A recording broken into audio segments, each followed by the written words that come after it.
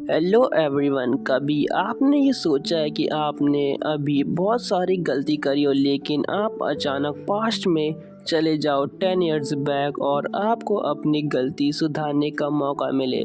तो हमारे इस मानव में भी यही होता है। तो चलो, एपिसोड के स्टार्टिंग में एक आदमी कह रहा होता है कि जो भी लोग उन पोर्टल्स के अंदर जा रहे हैं वो सब मारे जा चुके हैं और हमें सिविलियंस को भी उसके अंदर जाने से रोकना होगा। ये सब हमारा मेन कैरेक्टर फ़ोन में देख रहा होता है। तभी फ़ोन में एक दूसरा आदमी कहता है, हाँ मुझे ये सब पता है, मॉन्स्टर अब बहुत ख़तरनाक हो चुके हैं, इसलिए हमें उन पोर्टल्स के अंदर सिर्फ पावरफुल लोगों को ही भेजना होगा। हमारा मेन कैरेक्टर ये सब देखते हुए सोचता है कि मैं सच में पास्ट में 10 इयर्स बैक आ चुका हूँ। आगे हमारा मेन कैरेक्टर कहता है, अभी तो ये इस चीज़ पर बात कर रहे हैं, लेकिन आगे इस चीज़ पर कोई बात नहीं करना चाहेगा क्योंकि जो लोग हैं वो खुद को प्रोटेक्ट करने में बहुत बिजी हो जाएंगे। इसलिए मुझे अभी इन सब चीज़ों पे ध्यान न देकर जो फ्यूचर में इवेंट्स होने वाले हैं उन पे ध्यान देना चाहिए, क्योंकि अभी किसी को नहीं पता कि हम मॉन्स्टर को मारकर एक्सपीरियंस पॉइंट भी कमा सकते हैं। साथ ही साथ जो यहाँ रेयर आइटम अभी तक हाइड हैं वो भी मुझे मिल जाएंगे। मुझे जल्दी से ये सब एग्जीक्यूट करना होगा, लेकिन उससे पहले मुझे अपनी क्लास चूज़ कर लेनी चाहिए। तभी जो हमारा मेन कैरेक्टर है वो वहाँ से जाने लगता है और कहता है कि मुझे जल्दी से जल्दी 10th लेवल पे पहुँचना होगा। आगे हमारा सीन शिफ्ट होता है। यहाँ पे हमारा मेन कैरेक्टर हमें आगे बताता है कि यहाँ लो लेवल पोर्टल्स बहुत कम है जिनके अंदर एंटर करना बहुत मुश्किल है, लेकिन अभी भी कुछ पोर्टल्स है जिनके अंदर मैं जा सकता हूँ, क्योंकि इन सब पोर्टल्स को जो गिल्ड है वो कंट्रोल करते हैं, ना कि गवर्नमेंट। फिर हमें यहाँ पे एक पोर्टल दिखाया जाता है। हमारा मेन कैरेक्टर उसके अंदर चले जाता है। ये एक एफ रैंक का पोर्टल होता है जो गॉब्लिन डैन होता है। हमारा एमसी यहाँ पे कहता है कि चलो अब मैं इनको मार कर लेवल 6 पे चले जाऊंगा, लेकिन तभी पीछे से एक दूसरा आदमी आकर उस गॉब्लिन को मार देता है और हमारे एमसी से कहता है, क्या तुम ठीक हो? तुम मुझे यहाँ नए लग रहे हो तो मैंने सोचा कि मैं तुम्हारी मदद कर दूँ। हमारा एमसी मन में कहता है कि इस बेवकूफ़ ने जो मेरा किल है वो चुरा लिया, अब मुझे दूसरा गॉब्लिन ढूंढना होगा।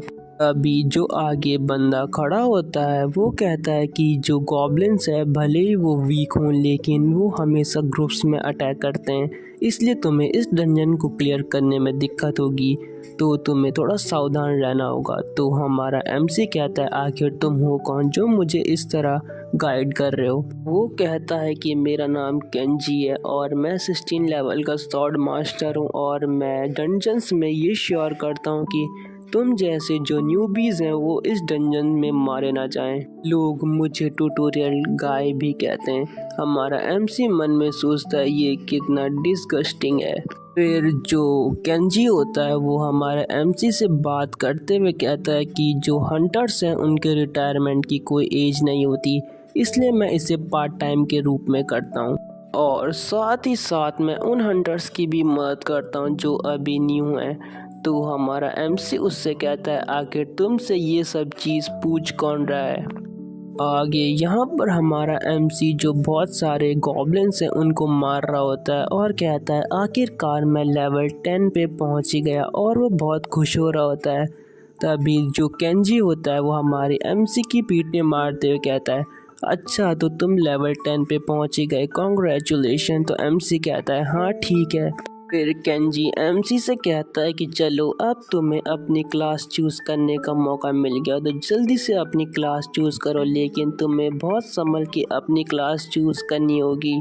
और इसी सीन के साथ हमारा ये एपिसोड एंड हो जाता है। Thanks for watching, bye.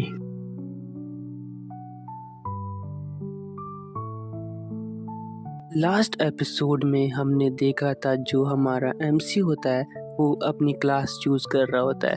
Kenji हमारे एमसी से कहता है कि तुम्हें जल्दी से स्वॉर्ड्समैन क्लास चूज़ करनी चाहिए ताकि तुम आगे जाकर मॉन्स्टर से फाइट कर सको। फिर आगे केंजी बात बदलते हुए कहता है कि नहीं, तुम्हारे लिए बैंडिट क्लास सबसे ज़्यादा सूटेबल रहेगी। चलो अब तुम जल्दी से अपनी क्लास चूज़ कर लो। हालांकि तुम्हें जो स्किल्स है अभी उनका ढंग से यूज़ करना पता नहीं होगा, लेकिन मैं तुम्हें सिखा दूंगा। चलो पहले मैं तुम्हें कुछ स्किल्स के बारे में बताता हूँ। तब केंजी एमसी को बताता है कि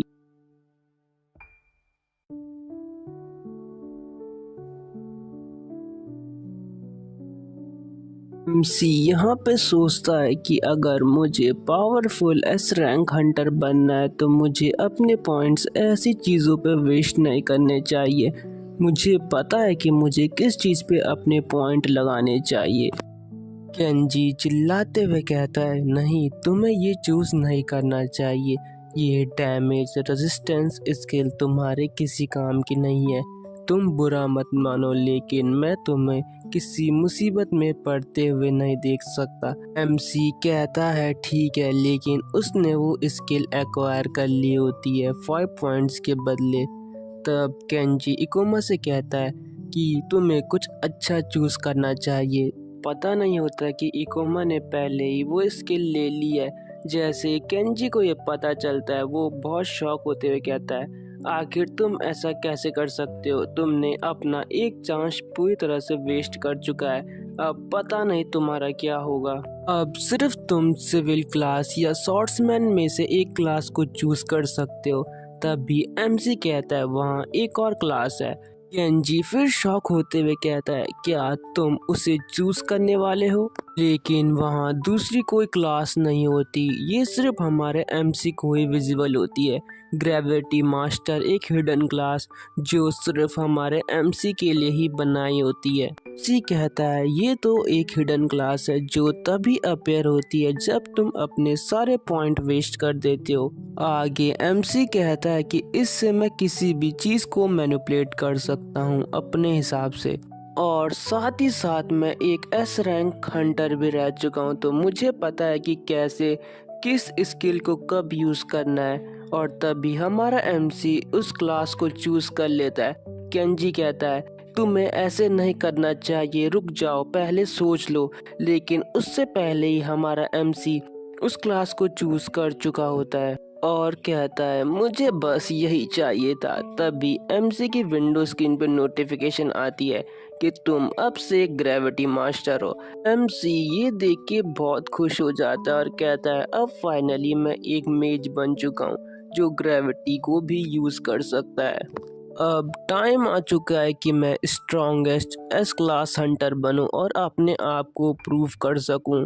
यहाँ पर जो केंजी होता है वो बहुत उदास होता है और इकोमा से कहता है, इकोमा ये जो मेज क्लास है ये बहुत बेकार है, तुम्हें इसे चूज नहीं करना चाहिए था। अब तुम किसी काम के नहीं रहोगे, क्योंकि जो मेज का डिफेंस है वो बहुत वीक होता है और तुम्हें हर समय कोई प्रोटेक्ट करने के लिए वहाँ पे खड़ा नहीं होगा। इसलिए मेरी मानो तो तुम्हें हंटर से विड्रॉ कर लेना चाहिए, क्योंकि तुम ऐसे में सिर्फ अपनी जान खतरे में ही डालोगे। आगे केंजी कहता है कि तुम्हें close range combat class choose करनी चाहिए थी, लेकिन छोड़ो, अब बोलने का क्या फायदा। तभी वहाँ पर किसी की चिल्लाने की आवाज आती है। केंजी कहता है आखिर वहाँ क्या हो रहा है। हम देखते हैं कि वहाँ पे एक लड़की इंजर्ड हुई रहती है। तभी हम देखते हैं उसके सामने एक बहुत खतरनाक मॉन्स्टर होता है जिसका नाम रेड कैप होता है। वो 17 लेवल पर होता है। केंजी उसे देखते हुए सोचता है ये इतने हाई मॉन्स्टर आखिर इस पोर्टल में क्या कर रहे हैं। मुझे नहीं लगता कि हम में से कोई भी इन मॉन्स्टर का सामना कर सकता है, क्योंकि मेरा लेवल भी इतना हाई नहीं है। अभी रेड कैप सब पे अटैक करना शुरू कर देता है। यहाँ पे केंजी सोचता है कि यहाँ सबका लेवल मुझसे लो है, सिर्फ मैं ही अभी फिलहाल इसे हैंडल कर सकता हूँ ताकि यहाँ से सबको भागने का मौका मिले। केंजी चिल्लाते हुए हमारे एमसी से कहता है जल्दी से यहाँ से भाग जाओ। एमसी रेड कैप को देखते हुए सोचता है आखिर ये मॉन्स्टर यहाँ कर क्या रहे हैं, ये तो बहुत पावरफुल है। मुझे नहीं लगता कि केंजी इन्हें संभाल पाएगा, और हो भी ऐसे रहा होता है। वो मॉन्स्टर केंजी पे बहुत भारी पड़ रहा होता है। केंजी सोचता है ये तो बहुत स्ट्रांग है, मैं इसके सामने ज़्यादा देर नहीं टिक पाऊंगा। आगे केंजी चिल्लाते हुए कहता है, क्या यहाँ कोई लेवल 15 का हंटर है जो मेरी मदद कर सकता है इसको हराने में?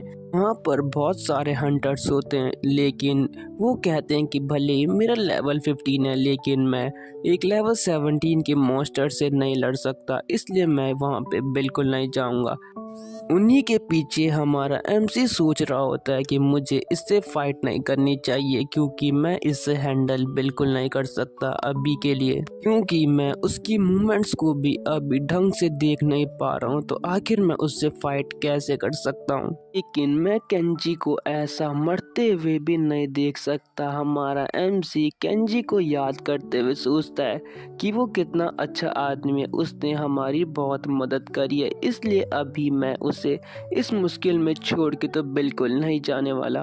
चलो अब थोड़ी अपनी कसरत करी जाए। इसी के साथ एमसी रेड कैप पे अटैक करते हुए कहता है, चलो अब अपनी वीकनेस को ओवरकम करने का टाइम आ चुका है। यहाँ पर केंजी जो मॉन्स्टर से लड़ रहा होता है वो कहता है, इकोमा तुम्हारा लेवल बहुत कम है, जल्दी से यहाँ से चले जाओ। एज क्लास इस मॉन्स्टर के सामने बहुत वीक है, मैं नहीं चाहता कि तुम यहाँ पर मारे जाओ। एमसी यहाँ पर उस मॉन्स्टर को देख के सोचता है, अच्छा चलो अब अपनी स्किल्स का यूज करने का टाइम आ चुका है। अगर मैं एक रेड कैप से भी लड़ नहीं सकता तो मेरे ग्रेविटी मास्टर होने का फायदा क्या है। इसी के साथ हम देखते हैं जो रेड कैप है वो सीधा एमसी पे अटैक कर देता है, और इसी के साथ हम देखते हैं एमसी यहाँ पर उसके अटैक को डॉज करते हुए कहता है कि जो यहाँ पे वॉश थिंग होती है मेज की, कि वो अपने आप को ढंग से प्रोटेक्ट नहीं कर सकते, लेकिन मैं एक मेज नहीं एक ग्रेविटी यूज़र हूँ। कि हमारा एमसी तभी अपनी ग्रेविटी मैजिक की पावर को यूज़ करते हुए जो रेड कैप है उस पर अटैक करना शुरू कर देता है। पहले वो अपनी स्पीड का यूज़ करते वहाँ से दूर होता है। केंजी एमसी को देखते हुए सोचता है, आखिर ये अचानक से इतना फास्ट कैसे हो गया। एमसी यहाँ पर मन में कहता है कि ये जो स्किल्स है ये कुछ देर के लिए जो मेरी स्पीड है उसको बूस्ट कर देगी, और इसी के साथ मैं अपनी एनिमी की मूवमेंट्स को भी ढंग से देख सकता हूँ। तभी रेड कैप एमसी पे अटैक कर देता है, लेकिन एमसी उसकी मूवमेंट देखकर उसे डॉज कर देता है, और तभी रेड कैप पे एक खतरनाक अटैक करता है और रेड कैप को इंजर्ड करते हुए कहता है, मैंने बहुत फाइट लड़ी है, ये तो मेरे लिए कुछ भी नहीं है। केंजी यहाँ पे देखते हुए शॉक हो जाता है और कहता है, आखिर ये इतने कम लेवल के साथ इस रेड कैप पे इतने फाइन अटैक कैसे कर रहा है। अभी हमारे एमसी को दिखाया जाता है जो सोचता है जो लो लेवल मॉन्स्टर है वो सेम पैटर्न को यूज करते हुए अटैक करते हैं, इसलिए मुझे इन्हें हराने में ज़्यादा दिक्कत नहीं होगी, भले इनका लेवल मुझसे कितना भी ज़्यादा क्यों ना हो। एनजी यहाँ पे एमसी को देख के सोच रहा होता है, आखिर ये है कौन। तभी हमारा एमसी कहता है, केंजी जल्दी से इसका काम तमाम कर दो। इसी के साथ केंजी जो वो मॉन्स्टर है उस पे अटैक कर देता है और कहता है, लो अब तुम्हें इस सब का अंजाम भुगतना होगा।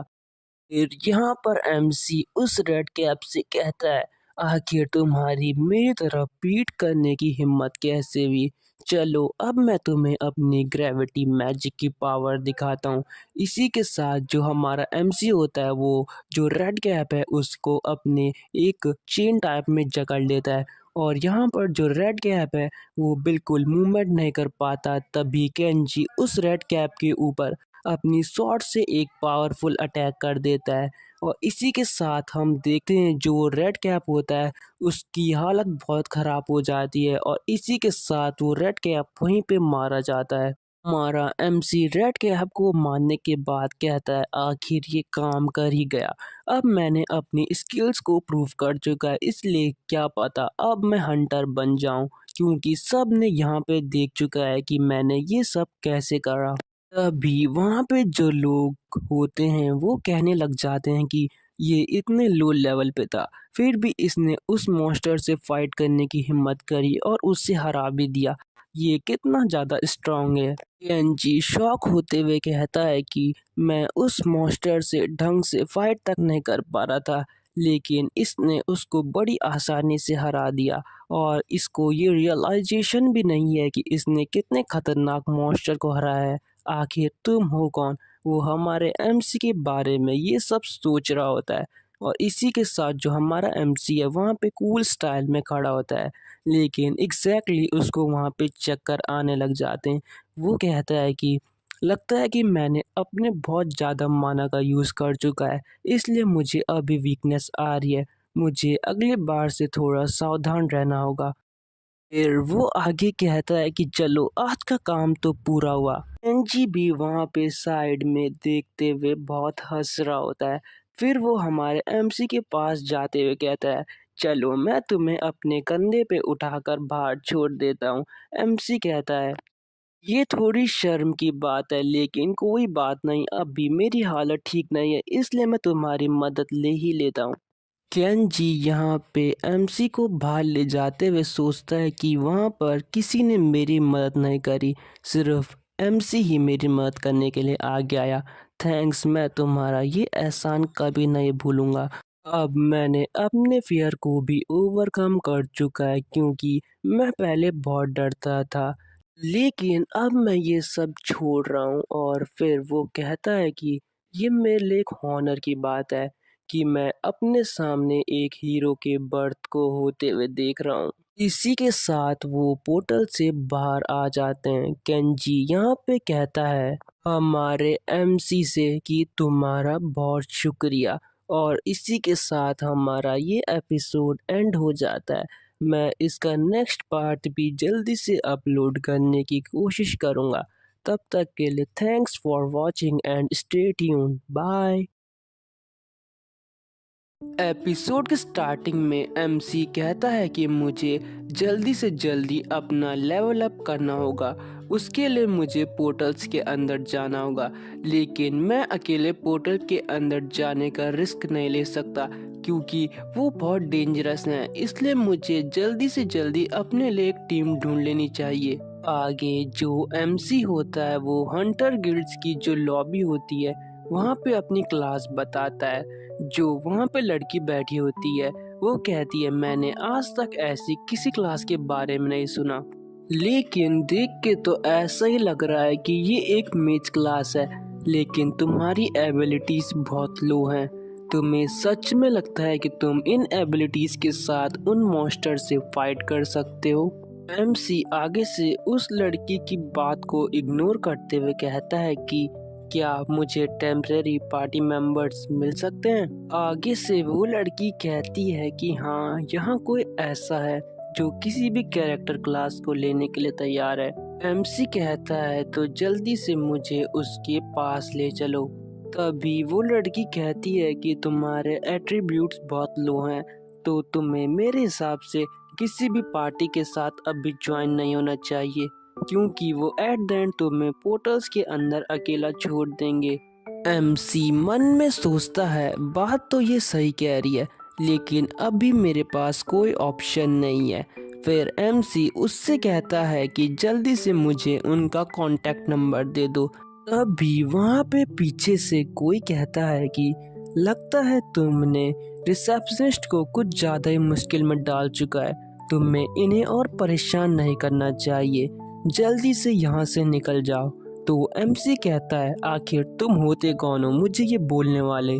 तभी जो आगे लड़का होता है वो कहता है क्या तुम मजाक कर रहे हो, तुम मेरे बारे में नहीं जानते, लगता है कि तुम्हें कुछ इंट्रोडक्शन देने की जरूरत है। वो कहता है कि तुमने of course thunder night party के बारे में सुना होगा, जो इस टाउन की सबसे फेमस पार्टी है, और जो मैं हूँ वो इस पार्टी का लीडर हूँ और मेरा नाम काकेरू है। लगता है कि तुम मुझे नहीं जानते, लेकिन मुझे सारे हंटर्स जानते हैं। एमसी फिर काकेरू से कहता है कि जो तुम्हारी कैरेक्टर क्लास है वो बहुत फेमस है। काकेरू कहता है कि हाँ तुमने सही कहा, लेकिन मुझे भी पता है जो तुम्हारी कैरेक्टर क्लास है वो बहुत लो है, क्योंकि तुम एक मेज कैरेक्टर क्लास के हो। जो मेज होते हैं वो बहुत वीक होते हैं, इवन कि वो मॉन्स्टर के पास तक नहीं जा सकते, उनको हंटर होने का कोई हक नहीं है। पता नहीं क्यों उन्हें सब हंटर्स कहते हैं, वो तो कुछ कहलाने के लायक तक नहीं है। इसलिए तुम्हें ये क्लास चूज करने से पहले थोड़ी रिसर्च कर लेनी चाहिए थी। तुम किसी काम के नहीं हो, तुम्हें हमारे सामने खड़े होने का भी कोई हक नहीं है। तभी एमसी कहता है, क्या तुम मुझे अपनी कैरेक्टर क्लास की पावर दिखा सकते हो? तो काकेरू कहता है, ठीक है, मैं तुम्हें दिखाता हूँ कि असली पावर किसे कहते हैं। तभी वो अपनी स्वॉर्ड को अपने हाथ पे उठा लेता है और वहाँ पे एक थंडर बोल्ट बोलता है, जिससे वहाँ पे बहुत सारी येलो कलर की लाइटनिंग निकलना शुरू हो जाती है।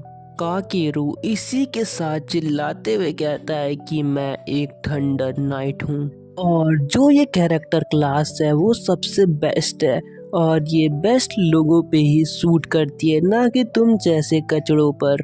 तभी वहाँ पे जो बाकी हंटर्स होते हैं वो कहते हैं, आखिर ये कौन सी क्लास है? मैंने आज तक ऐसी क्लास और उसकी ऐसी पावर्स कभी नहीं देखी, ये तो बहुत औसम है। काकेरू यहाँ पे बहुत एटीट्यूड में खड़ा होता है और तभी वहाँ पे रिसेप्शनिस्ट कहती है कि तुम्हें यहाँ पावर्स को यूज़ करना अलाउ नहीं है। तो काकेरू कहता है कि तुम मुझे ज़्यादा मत सिखाओ, तुम्हारी मेरे सामने कोई औकात नहीं है। आगे वो हमारे एमसी से कहता है कि तुम एक पार्टी ज्वाइन करना चाहते हो, तो चलो बताओ तुम्हारे एट्रीब्यूट्स कौन कौन से हैं। एमसी काकेरू को देख के मन में सोच रहा होता है कि जो इसकी क्लास है वो अटैक क्लास है, लेकिन जो इसके अटैक्स हैं वो कॉम्प्लेक्स मॉन्स्टर पे बिल्कुल काम नहीं करने वाले और इसको वहाँ पे बहुत दिक्कत आ सकती है। आगे वहाँ पे सब लोग बात करने लगते हैं कि क्या ये पार्टी ज्वाइन करना चाहता है। लगता है कि ये अपनी क्लास को भूल चुका है, ये सिर्फ एक मेज है, पता नहीं कोई बेवकूफ़ी इसको अपनी पार्टी में ज्वाइन कराएगा। लेकिन जो इसके सामने लड़का खड़ा है वो बहुत फेमस है, उसी के साथ उसके पास एक रेयर एट्रीब्यूट क्लास भी है, तो इनका कंपैरिजन तो कहीं से नहीं बनता। एमसी यहाँ पे मन में कहता है कि मैं भूल गया था कि पास्ट में मेजिस को बहुत बुरी तरह ट्रीट किया जाता था, लेकिन अब शायद मुझे भी अकेले ही रहकर इन पोर्टल्स को क्लियर करना होगा और सबके लिए एक रिकॉर्ड स्टेब्लिश करना होगा। भी वहाँ पे जो रिसेप्शनिस्ट होती है वो एमसी से कहती है कि आपको यहाँ पे बहुत दिक्कत हुई, उसके लिए मुझे माफ़ कीजिएगा। एमसी कहता है कि चलो कोई बात नहीं, मैं अकेले ही उन पोर्टल्स को क्लियर करने की कोशिश करूंगा। यहाँ पर काकेरू एमसी से कहता है, तुम्हें अपना ध्यान रखना चाहिए क्योंकि मैं तुम्हारी मरी हुई डेड बॉडी नहीं देखना चाहता मिस्टर मेज। एमसी यहाँ पे जाते हुए कहता है, तुम्हारी एडवाइस के लिए शुक्रिया। तभी काकेरू एमसी को बड़े डेयरिंग लुक में देख रहा होता है। आगे हम एमसी को एक लाइब्रेरी में देखते हैं जहां वो हंटर्स गिल्ड की लाइब्रेरी होती है। वहां एमसी कहता है कि मुझे किसी भी पार्टी को ज्वाइन करने से पहले उनका ट्रस्ट जीतना होगा और इसके लिए मुझे जो मॉन्स्टर्स हैं उनको मारना होगा और खुद को प्रूव करना होगा कि मेज ज़्यादा वीक नहीं होते बल्कि वो बहुत स्ट्रांग होते हैं। आगे एमसी कहता है कि जब मैंने पिछली बार रेड कैप को हराया था तो मुझे बहुत सारी स्किल्स को जानने का मौका मिला था और इसी के साथ मैंने बहुत सारी नई स्किल्स को भी सीखा। लगता है कि मुझे पोर्टल्स के अंदर जाके अपने आप को और पावरफुल करना होगा ताकि मैं अपनी और स्किल्स के बारे में जान सकूं। चलो अब इस चीज़ के लिए एक ढंग का पोर्टल ढूंढ लिया जाए जो मेरी एबिलिटीज़ को और बढ़ाने में मदद करेगा। आगे एमसी हमें बताता है कि जो हंटर्स गिल्ड के द्वारा ओन किए गए पोर्टल्स हैं वो खुले रहते हैं और हंटर्स उनके अंदर जाकर अपने लिए एक्सपीरियंस पॉइंट गेन कर सकते हैं। ये मेरे लिए एक बहुत अच्छी अपॉर्चुनिटी है। एमसी फिर हमें एक पोर्टल के बारे में बताता है जहां स्टोन नाइट होते हैं और वो बहुत पावरफुल होते हैं, तो मुझे लगता है कि मेरे लिए वो सबसे अच्छा पोर्टल रहेगा अपनी एबिलिटीज़ को इन्हेंस करने के लिए। इसी के साथ लोगों को मेरे पे ट्रस्ट भी हो जाएगा कि मैं अकेले भी कुछ कर सकता हूँ और फिर मैं उनकी पार्टीज़ को ज्वाइन कर पाऊँगा। इसलिए मुझे जल्दी से एक्सपीरियंस पॉइंट गेन करने होंगे ताकि मैं अपना लेवल भी अप कर सकूँ। चलो अब मैं ये कर सकता हूँ। इसी के साथ हमारा जो एमसी होता है वो कहता है, अब मैं स्टोन टेम्पल वाले पोर्टल में जाने वाला हूँ। और मैं इसी के साथ अपने आप को प्रूव भी कर दूंगा कि मेजेस भी बहुत स्ट्रांग होते हैं। इसके बाद हमें स्टोन टेम्पल के अंदर एक लड़के को भागते हुए दिखाया जाता है जो कहता है आखिर ये कैसी जगह है, मैंने यहाँ आकर बहुत गलती कर ली, लगता है कि मुझे पहले सोच लेना चाहिए था। वो लड़का बहुत घायल होता है और भाग रहा होता है लेकिन अचानक से वो गिर जाता है। तभी हम उसके पीछे एक स्टोन की मूर्ति को देखते हैं जो बहुत खतरनाक लग रही होती है और वो उस लड़के को वहीं पे मार देती है। इसके बाद हमारा सीन फिर से शिफ्ट होता है। यहाँ पे वो रिसेप्शनिस्ट शॉक होते हुए कहती है क्या तुम्हारा लेवल सिर्फ 12 है और तुम इस लेवल के साथ स्टोन टेम्पल के अंदर जाना चाहते हो? क्या तुम्हारा दिमाग तो ठीक है कि तुम क्या बोल रहे हो? यहाँ पर हमें पता लगता है कि ये सब हमारे एमसी के लिए बोल रही होती है। एमसी यहाँ पर रिसेप्शनिस्ट से कहता है कि रूल्स में ऐसा कुछ नहीं लिखा गया है कि मैं लेवल 12 के साथ स्टोन टेम्पल में नहीं जा सकता। यहाँ पर रिसेप्शनिस्ट परेशान होते हुए कहती है क्या तुम श्योर हो? तुम वहाँ जाकर मारे जाओगे क्योंकि उस पोर्टल की जो रिक्वायरमेंट है वो 25 लेवल की है। तभी वो आगे चिल्लाते हुए कहती है कि तुम पोर्टल के अंदर तुम्हें पता नहीं होगा कि कौन सा मॉन्स्टर आगे तुम पे कब अटैक कर दे, इसलिए मेरी मानो तो तुम्हें पोर्टल के अंदर नहीं जाना चाहिए। तब भी एमसी रिसेप्शनिस्ट से कहता है कि मैं सिर्फ एक राउंड लेके आता हूँ, इसलिए तुम्हें मेरी फिक्र नहीं करनी चाहिए। इसी के साथ एमसी पोर्टल के अंदर एंटर करते हुए सोचता है कि मुझे यही तो चाहिए कि ऐसा मॉन्स्टर मिल जाए जिसका लेवल मुझसे ज़्यादा हो ताकि मैं एक्सपीरियंस पॉइंट गेन कर सकूं। इसके बाद हमें एमसी को पोर्टल के अंदर दिखाया जाता है जहां वो कहता है कि मुझे यहाँ अपने लेवल और एक्सपीरियंस पॉइंट बढ़ाने में ज़्यादा टाइम नहीं लगेगा क्योंकि यहाँ बहुत सारे मॉन्स्टर्स होंगे। अभी वहाँ पर जो स्टोन्स की मूर्तियाँ होती हैं वो हमारे एमसी को ही घूर रही होती हैं और अचानक से उनमें से एक मूर्ति हमारे एमसी के ऊपर अटैक कर देती है। एमसी कहता है कि मुझे पता था कि यहाँ कुछ ऐसी होने वाला है और मैंने इसे पहले ही देख लिया था। इसी के साथ एमसी उस अटैक को डॉज कर देता है और कहता है कि मैं इस मॉन्स्टर को आसानी से हैंडल कर सकता हूँ। इसके बाद हम देखते हैं कि वहाँ पे जो एमसी होता है उसकी वहाँ उस मूर्ति से फाइट होने लग जाती है। एमसी कहता है कि ये तो बहुत ताकतवर लग रही है लेकिन तुम मेरे सामने कुछ नहीं हो। इसी के साथ एमसी वहाँ पर अपनी रिड्यूस ग्रेविटी वाली स्किल को यूज करता है जिससे उसकी मूवमेंट बहुत फास्ट हो जाती है और वो उस मूर्ति से दूर आ जाता है। मूर्ति भी ये देख के शॉक हो जाती है कि आखिर इसकी स्पीड इतनी कैसे बढ़ गई। तभी एमसी कहता है कि ये मॉन्स्टर मुझे बिल्कुल नहीं हरा सकता, भले ही इसका लेवल कितना भी ज़्यादा क्यों ना हो, क्योंकि मैं इसके वीक स्पॉट्स को आराम से देख सकता हूँ। इसी के साथ एमसी उस मूर्ति के वीक स्पॉट्स पे अटैक कर देता है जिससे वो मूर्ति वहाँ पे थोड़ा पीछे हट जाती है। एमसी उस मूर्ति से कहता है कि मुझे पता है कि तुम्हारे जो स्टैट्स है वो डिफेंस टाइप के हैं, पता नहीं ये मूर्ति से ऐसी क्या बात कर रहा है। तभी वो मूर्ति एमसी पे अटैक कर देती है। एमसी कहता है कि मैं इसे आसानी से हरा सकता हूँ लेकिन उससे पहले मैं कुछ ट्राई करना चाहता हूँ। तभी एमसी वहाँ पे अपनी रिड्यूस ग्रेविटी स्किल्स फिर से यूज़ करते हुए उस मूर्ति पे अटैक कर देता है और उसकी जो स्पीड होती है वो लिटरली बहुत तेज होती है। यहाँ पर हम देखते हैं जो एमसी होता है वो अपनी स्वॉर्ड को उस मूर्ति के छाती के आर पार कर देता है। तभी हम देखते हैं कि उस मूर्ति के अंदर क्रैक आना शुरू हो जाते हैं और इसी के साथ यहाँ पर एमसी कहता है कि मैंने अपने आप को ग्रेविटी की मदद से बहुत हल्का कर लिया था ताकि मेरी स्पीड बढ़ जाए और इसी के साथ मेरी जो डैमेज पावर है वो भी इंक्रीज हो गई।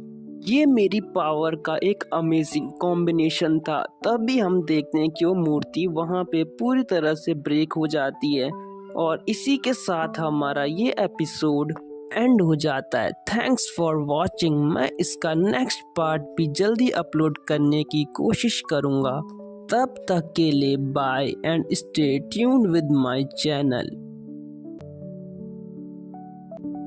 पिछला एपिसोड जहाँ पे एंड हुआ था, ये एपिसोड भी वहीं से स्टार्ट होता है। यहाँ पे जो एमसी का लेवल है वो 12 से 16 हो जाता है और उसको बहुत सारे स्किल पॉइंट भी मिलते हैं। एमसी कहता है कि जैसे कि मैंने सोचा था, इस पोर्टल के अंदर मेरे को बहुत सारे एक्सपीरियंस पॉइंट मिलेंगे और साथ ही साथ मेरा लेवल भी बहुत जल्दी बढ़ेगा क्योंकि यहाँ बहुत सारे पावरफुल मॉन्स्टर्स हैं। चलो पहले मुझे इनसे अपनी ग्रेविटी स्किल्स को बढ़ाना होगा जिससे मेरा ग्रेविटी मैजिक और पावरफुल हो जाएगा, क्योंकि मेरे पास अभी सिर्फ इतने ही पॉइंट्स है कि मैं सिर्फ अपने एक ही कोई मैजिक को अपग्रेड कर सकता हूँ। इसी के साथ एमसी अपने ग्रेविटी मैजिक को अपग्रेड कर देता है जिससे उसके पास अपने आसपास की ग्रेविटी को कंट्रोल करने की पावर आ जाती है। यहाँ पे सिस्टम विंडो भी कहता है कि तुम अब अपने आसपास की ग्रेविटी को कंट्रोल कर सकते हो जैसी डायरेक्शन में तुम चाहो। एमसी यहाँ पे कहता है कि ये स्किल मुझे मिली गई, अब मुझे इस स्किल का बहुत अच्छी तरह यूज करना होगा। आफ्टर ऑल मैं इसी स्किल्स को पाने के लिए तो इस पोर्टल के अंदर आया था। इसके बाद एमसी वहाँ पे एक रेड कोर को उठाते हुए हमें बताता है कि ये एक डेमोनिक कोर है जो इस बात का प्रूफ है कि मैंने उस स्टोन नाइट को हराया है। इससे जो दूसरी पार्टीज है उनका ट्रस्ट मेरे ऊपर बढ़ जाएगा। आगे एमसी कहता है कि मैं जिस चीज के लिए यहाँ आया था वो काम तो मेरा पूरा हो चुका है, लेकिन मेरे पे अभी थोड़ा बहुत माना बच चुका है, तो चलो आगे और मॉन्स्टर को मारा जाए। इसी के साथ मैं अपनी जो नई एबिलिटीज है उनको भी टेस्ट कर सकता हूँ। इसके बाद हमारा सीन शिफ्ट होता है। यहाँ पे हमें काकेरू और उसकी पार्टी को दिखाया जाता है जहाँ काकेरू ने एक स्टोन नाइट को मार दिया था। तभी उसके पार्टी का एक मेंबर कहता है, काकेरू ये तो बहुत इम्प्रेसिव है, तुमने सिर्फ एक ही स्ट्राइक में उस मॉन्स्टर को खत्म कर दिया। वहाँ पर जो दूसरी एक लड़की होती है वो कहती है, भले ही ये स्टोन नाइट जो थंडर है उससे इम्यून होते हैं, लेकिन तुम्हारे थंडर के सामने ये कुछ नहीं कर पाए, तुम सच में बहुत स्ट्रांग हो। तभी काकेरू यहाँ पे कहता है कि ये तो बहुत आसान था, क्या जो सारे पोर्टल्स हैं वो ऐसे ही होते हैं जो इतनी आसानी से क्लियर हो जाते हैं, लेकिन जो मेरा अब लेवल है वो बिल्कुल अप नहीं हो रहा है, इसलिए लगता है कि मुझे स्ट्रांग मॉन्स्टर से फाइट करनी होगी ताकि जो मेरा लेवल है वो जल्दी से अप हो जाए। तभी जो वहाँ पे लड़की है वो कहती है कि जो गाय हमें गिल्ड में मिला था तुमने उसके साथ बिल्कुल अच्छी तरह बात नहीं करी थी। तो काकेरू कहता है कि मैंने तो सिर्फ उसे रियलिटी बताई थी कि वो पोर्टल्स के अंदर कभी भी मारा जा सकता है इतने लो एट्रीब्यूट्स के साथ। यहाँ पर ये सब हमारे एमसी की बातें कर रहे होते हैं। वहाँ पर जो लड़का होता है वो कहता है वो तुमने बिल्कुल गलत करा। यहाँ पे काकेरू कहता है भले ये गलत था लेकिन उसको ये चीज़ बताना बहुत ज़रूरी थी। तभी वहाँ पे कोई मॉन्स्टर आने की आवाज़ आती है। काकेरू कहता है क्या वो मॉन्स्टर दोबारा से आ रहा है, क्या इसके एट्रीब्यूट्स भी पहले वाले मॉन्स्टर की तरह ही होंगे। तभी वहाँ पर जो लड़की होती है वो कहती है नहीं, जो ये मॉन्स्टर है इसके फुटस्टेप्स बहुत बड़े हैं और इसकी आवाज़ भी बहुत क्लियर है। तो काकेरू कहता है तो क्या हुआ, कुछ कुछ मॉन्स्टर क्या पता साइज में बहुत बड़े होंगे, इसका मतलब ये तो नहीं कि वो बहुत ज़्यादा पावरफुल होंगे। इसके बाद हमें उस मॉन्स्टर को दिखाया जाता है जो बहुत बड़ा और खतरनाक होता है। वहाँ पर जो काकेरू के पार्टी मेंबर्स होते हैं वो कहते हैं ये बहुत बड़ा नहीं बल्कि ये तो बहुत खतरनाक भी है। तभी काकेरू हंसते हुए कहता है अब ये सब इंटरेस्टिंग होने वाला है। काकेरू यहाँ पे उस मॉन्स्टर को देखते हुए सोचता है इसका लेवल 30 है, लेकिन ये भी उन्हीं की तरह बस स्टोन से बना है, तो मैं इससे भी बड़ी आसानी से डिफीट कर दूंगा। तभी जो काकेरू की पार्टी में लड़की होती है वो कहती है कि हमारा कोई चांस नहीं है कि हम एक लेवल 30 के मॉन्स्टर से निपट सके। काकेरू यहाँ पे कहता है कि जो मेरे लेवल के मॉन्स्टर होंगे उनको मैं आसानी से डिफीट कर सकता हूँ, लेकिन जो मुझसे हायर लेवल के मॉन्स्टर है मैं उनके सामने भी अपनी स्किल्स को प्रूव करना चाहता हूँ, क्योंकि जो थंडर नाइट्स हैं वो सब में बहुत स्ट्रॉन्गेस्ट होते हैं, जो सारे हंटर्स होते हैं। आई होप ये स्टोन नाइट मुझे एक अच्छी टक्कर देगा। इसी के साथ वो स्टोन नाइट काकेरू पे अटैक कर देता है। यहाँ पे उसके अटैक भी बहुत अमेजिंग होते हैं। के बाद जो काकेरू का पार्टनर होता है वो उससे कहता है क्या तुम श्योर हो कि तुम इससे फाइट करोगे। काकेरू कहता है तुम्हें टेंशन लेने की ज़रूरत नहीं है, मैं इसको आसानी से हरा दूंगा क्योंकि जो एक स्टोन नाइट है वो स्टोन नाइट ही है, बस वो मेरे सामने कुछ नहीं है और मैं इसे बहुत आसानी से अभी हरा के आता हूँ। इसी के साथ काकेरू उस स्टोन नाइट पे अटैक कर देता है, लेकिन वो स्टोन नाइट उससे आसानी से डिफ्लेक्ट कर देता है। काकेरू कहता है लगता है कि ये बड़े होने के साथ थोड़ा बहुत फास्ट भी है। अब काकेरू यहाँ पे पीछे हट जाता है। तभी काकेरू सोचता है कि मेरे पास अभी भी इसकी वीकनेस पे अटैक करने का मौका है। इसी के साथ जो काकेरू होता है वो फुल स्पीड में उस स्टोन नाइट पे अपनी स्वॉर्ड से अटैक कर देता है। तभी हम देखते हैं काकेरू उसके पीछे आ जाता है और सोचता है इसका जो डिफेंस है वो भी काफी स्ट्रांग है, मुझे थोड़ी सी प्रॉब्लम आ रही है लेकिन इसमें मजा भी बहुत आ रहा है। तभी स्टोन नाइट फिर से काकेरू पे अटैक कर देता है। काकेरू उसके अटैक को डॉज करते हुए सोचता है कि इसके अटैक को डिफेंस करने में बहुत प्रॉब्लम आ रही है, मुझे जल्दी से इससे थोड़ी डिस्टेंस मेंटेन करनी होगी। तभी जो काकेरू है वो बिल्कुल शॉक हो जाता है क्योंकि जो स्टोन नाइट है उस पे एक खतरनाक अटैक कर देता है, जिससे ये काकेरू बहुत दूर जाके गिरता है और वहाँ पे गिरते हुए कहता है कि आखिर एक स्टोन नाइट इतना ज़्यादा पावरफुल कैसे हो सकता है। ये सिर्फ बाकी स्टोन नाइट से थोड़ा सा ही हायर लेवल पे, लेकिन फिर भी इसका जो पावर है वो बहुत ज़्यादा है, मुझे इसके साथ लड़ने में बहुत डर लग रहा है। आगे वहाँ पे वो लड़की काकेरू से कहती है क्या तुम ठीक हो? काकेरू कहता है तुम्हें उसकी पावर को अंडर एस्टिमेट नहीं करना चाहिए। तभी जो वो स्टोन नाइट होता है वो उस लड़की पे एक खतरनाक अटैक कर देता है, जिससे वो लड़की बहुत ज़्यादा इंजर्ड हो जाती है। यहाँ पे वो लड़का जो उसका पार्टनर होता है वो कहता है क्या तुम ठीक हो? जैसे ये वो कहता है तभी उस पे भी स्टोन नाइट का एक बहुत खतरनाक अटैक होता है, जिससे वो भी बहुत दूर जाके गिरता है और वो नॉकआउट हो जाता है। काकेरू की ये सब देख के फट जाती है, वो कहता है आखिर ये सब कैसे हो सकता है, मेरे दोनों टीममेट नॉकआउट हो चुके हैं, क्या सच में ये मॉन्स्टर इतना ज्यादा पावरफुल है? मुझे समझ नहीं आ रहा कि अब मैं यहाँ पे क्या करूँ, लेकिन मैं बहुत ज्यादा स्पेशल हूँ। इसी के साथ वो अपने जो थंडर शॉट है उसका एक अटैक पूरी पावर के साथ उस मॉन्स्टर पे कर देता है और वो अटैक हेड ऑन जो वो मॉन्स्टर है उस पे लग जाता है। काकेरू यहाँ पे कहता है कि मैंने इस अटैक में अपनी सारी पावर यूज कर चुकी है। आगे काकेरू कहता है कि जो मेरी ये स्ट्राइक है इसके सामने कोई नहीं टिक सकता, भाई का घमंड अभी भी नहीं टूटा, अब टूटेगा। तभी हम देखते हैं जो स्टोन नाइट है उसको कुछ फर्क नहीं पड़ा होता। काकेरू की ये देख के फिर से फट जाती है और क्या ही हो सकता है इसके साथ। तभी इसको जो वो लड़की होती है उसकी बात याद आती है कि जो ये थंडर से ये इम्यून होते हैं ये स्टोन मॉन्स्टर।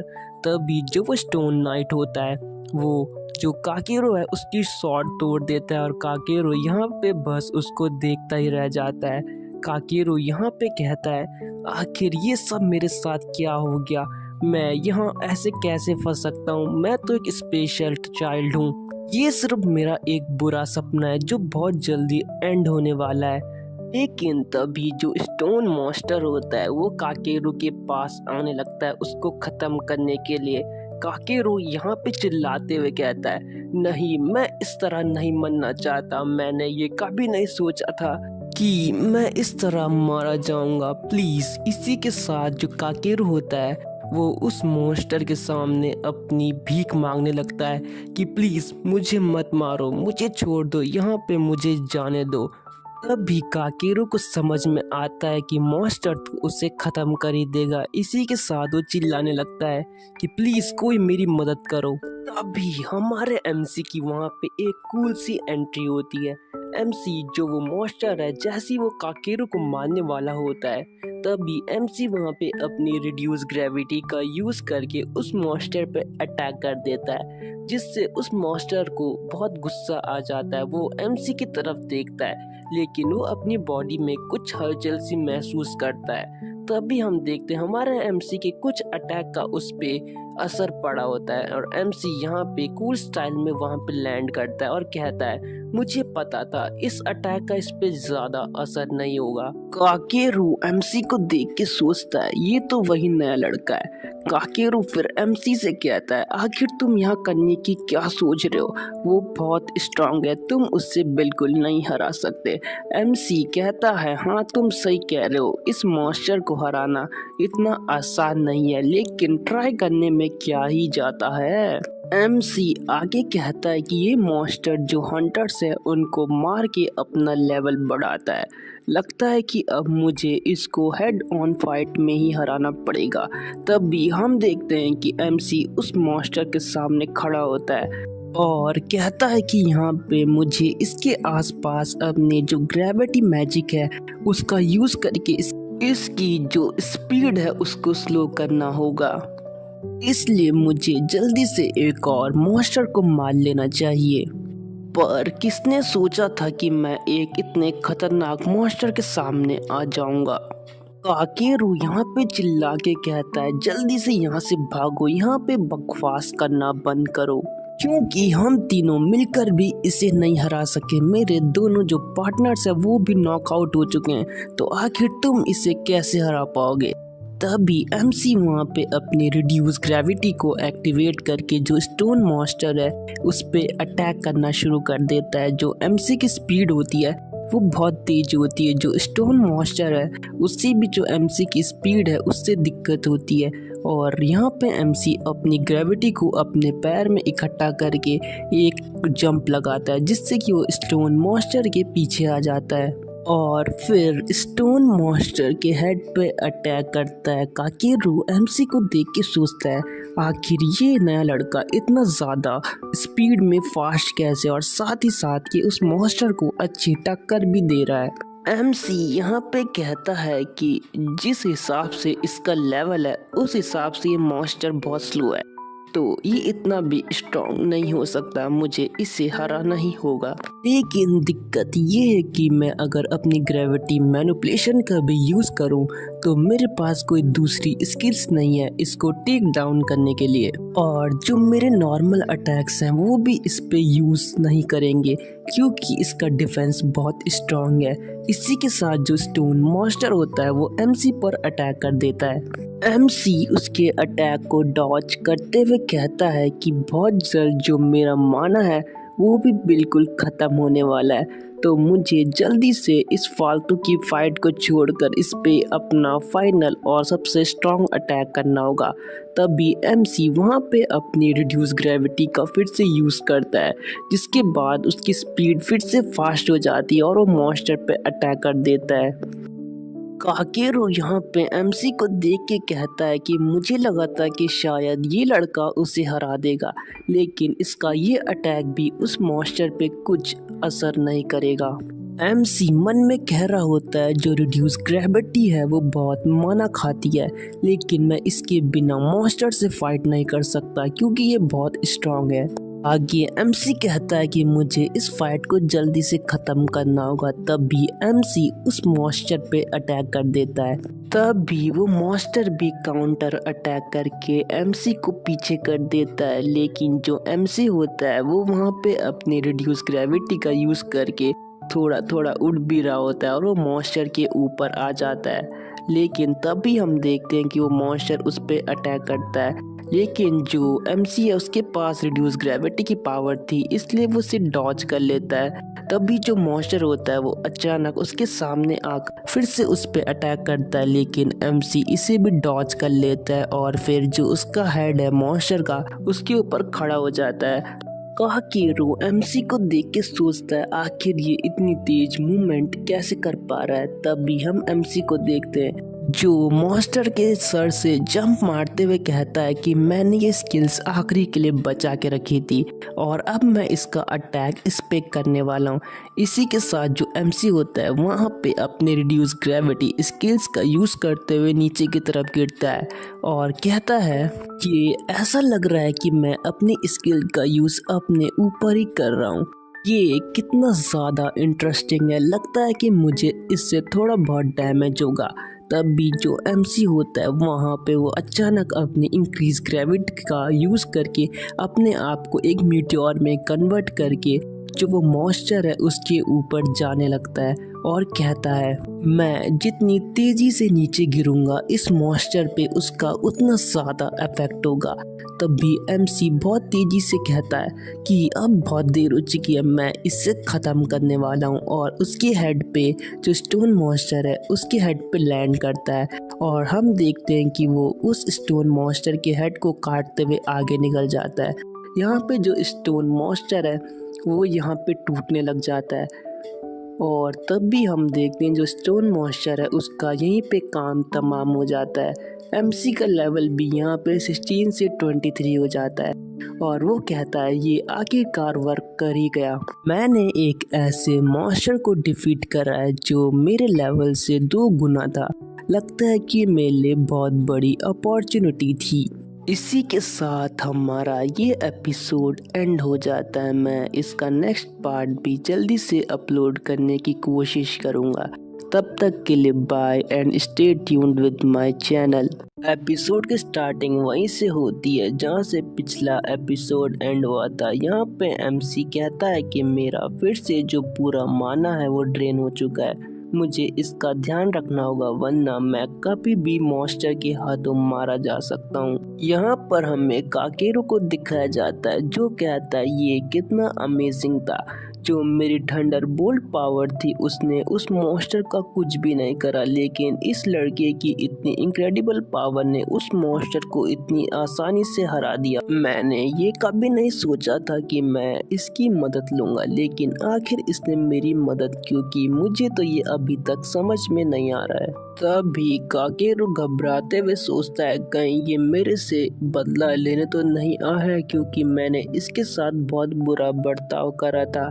एमसी यहाँ पे काकेरू के पास आता है। काकेरू कहता है आखिर क्या है। तभी एमसी कहता है क्या तुम खुद से खड़े होगे या मुझे तुम्हें उठाना पड़ेगा। काकेरू ये सुन के शॉक हो जाता है और फिर हंसते हुए कहता है कि तुम्हारा मुझे बचाने के लिए शुक्रिया। इसके बाद हमारा सीन हंटर गिल्ड में शिफ्ट होता है जहां वही रिसेप्शनिस्ट एमसी से कहती है क्या तुम सच कह रहे हो कि तुमने जो लेवल 30 के स्टोन नाइट्स थे उनको हरा दिया है? मुझे तो इस चीज़ पे बिल्कुल यकीन नहीं हो रहा है। एमसी आगे से रिप्लाई देते हुए कहता है ये बिल्कुल सच है। रिसेप्शनिस्ट कहती है तुमने तो बस अभी अभी गिल्ड को ज्वाइन करा है, आखिर तुम इतना खतरनाक मॉन्स्टर को कैसे हरा सकते हो? एमसी कहता है मेरे पे इसका प्रूफ है कि मैंने उस स्टोन नाइट को हराया है। तभी एमसी उसी मॉन्स्टर की डिमोनिक कोर को निकालते हुए रिसेप्शनिस्ट को दिखाता है। रिसेप्शनिस्ट कहती है कि ये तो सच में एक डिमोनिक कोर है, इस पे भरोसा करना मुश्किल है कि तुमने उसे हरा दिया, लेकिन तुमने एक रिकॉर्ड सेट कर चुका है तो मैं तुम्हें इस चीज़ का रिवॉर्ड ज़रूर दूंगी। आगे रिसेप्शनिस्ट कहती है क्या तुम डिमोनिक कोर को एक्सचेंज करना चाहते हो? इसके बदले तुम्हें बहुत सारे पैसे मिलेंगे जो उसका तुम यूज़ करके अपने एक्सपेंसेस का खर्चा उठा सकते हो। एमसी कहता है कि अभी मैं इसको एक्सचेंज नहीं करना चाहता क्योंकि ये इस बात का प्रूफ है कि मैंने अपने आप से उस मॉन्स्टर को हराया है। तब भी एमसी को कोई पीछे से बुलाता है, ये काकेरू होता है। काकेरू कहता है कि तुमसे मिले बहुत टाइम हो गया, मैं तुमसे दोबारा मिलके बहुत खुश हो गया और मेरे पास तुम्हारे लिए एक बहुत बढ़िया ऑफर है। काकेरू कहता है कि क्या तुम मेरी पार्टी को ज्वाइन करना चाहते हो? इस बात को सुनकर जो वहाँ पे बाकी के हंटर्स हैं वो बहुत शॉक हो जाते हैं। वो सोचते हैं कि आखिर ये इसको इतना बढ़िया ऑफर दे रहा है, इसको तो तुरंत से इस ऑफर को एक्सेप्ट कर लेना चाहिए। रिसेप्शनिस्ट एमसी को देख के सोच रही होती है ये तो बड़ा लकी है। आगे से यहाँ पे काकेरू कहता है कि आज तुम्हारा लकी डे, इसलिए तुम्हें शर्माने की कोई जरूरत नहीं है। तभी एमसी कहता है कि असल में मैं अब किसी पार्टी को ज्वाइन नहीं करना चाहता। ये सुन के वहाँ पे सारे हंटर्स बात करने लगते हैं इसने तो उसके ऑफर को रिफ्यूज कर चुका है, आखिर इसने ऐसा क्यों करा? तभी काकेरू यहाँ पे कहता है लेकिन तुम तो एक पार्टी को ज्वाइन करना चाहते थे तो तुम मना क्यों कर रहे हो? एमसी यहाँ पे कहता है कि लेकिन अब मैंने जो अपना माइंड है उसे चेंज कर चुका है। ये सुनकर जो काकेरू होता है वो बिल्कुल शॉक हो जाता है और उसका मुंह खुला का खुला रह जाता है। एमसी यहाँ पे जाते हुए कहता है कि मुझे जल्दी से जल्दी अपना लेवल अप करना होगा ताकि मैं जो वो वेपन हूँ उसको जल्दी से पा सकूं। आगे एमसी हमें उस वेपन के बारे में बताता है। एमसी कहता है कि जल्दी एक पोर्टल अपीयर होने वाला है जिसके अंदर वो वेपन होगा जो मुझे किसी भी हाल में लेना होगा क्योंकि वो बहुत पावरफुल वेपन है। क्योंकि फ्यूचर में जो वेपन जिसके भी पास था वो बहुत ज्यादा स्ट्रांग बन गया था। इसके बाद हमारा शीन गिल्ड पे शिफ्ट होता है जहां एमसी बहुत सारे मॉन्स्टर के को लाके रख देता है। यहाँ पे सारे हंटर्स ये देख के शॉक हो जाते हैं। रिसेप्शनिस्ट एमसी से कहती है आखिर तुम इतनी जल्दी इतने सारे मॉन्स्टर को मार कैसे रहे हो। एमसी इन सब को इग्नोर करने के बाद कहता है कि मुझे एक अपना जो लेवल है उसको भी डी पे शिफ्ट करना है क्योंकि मैं ई लेवल का नहीं हूँ। और इसी के साथ हमारा ये एपिसोड एंड हो जाता है। मैं इसका नेक्स्ट एपिसोड भी जल्दी से अपलोड करने की कोशिश करूँगा। तब तक के लिए बाय, थैंक्स फॉर वॉचिंग।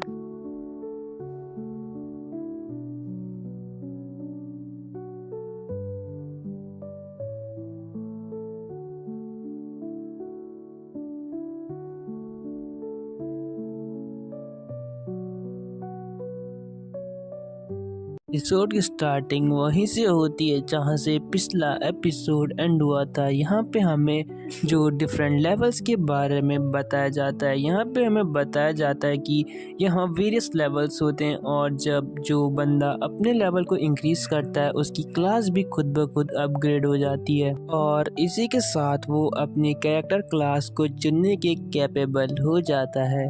आगे यहाँ पे रिसेप्शनिस्ट एमसी से कहती है अगर तुम्हारा लेवल 25 हो जाए तो तुम आसानी से डी रैंक पे प्रमोट हो सकते हो। तो एमसी कहता है इसमें तो कोई प्रॉब्लम नहीं है क्योंकि जो मेरा लेवल है वो 26 हो गया है।